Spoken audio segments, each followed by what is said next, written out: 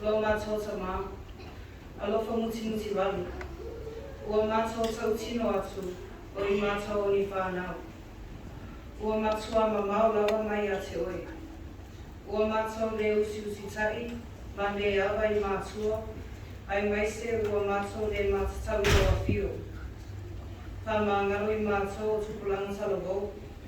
Ono ua mātou le fia e whaitau I lau tusipa ia. O le sulu I o mātou vai, ma le manuia tu mau I o mātou oranga.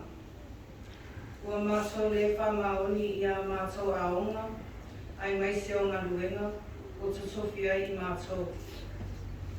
Tama ai, awa te tau mamauma I mātou, ia e alofa ma whamangaro mai. Ia e whaia se loto fau, ma se loto le leimo I mātou. I le suafo Iesu Keriso, lo mātou ali I male whaola, o mātou whātua so e se atu ai.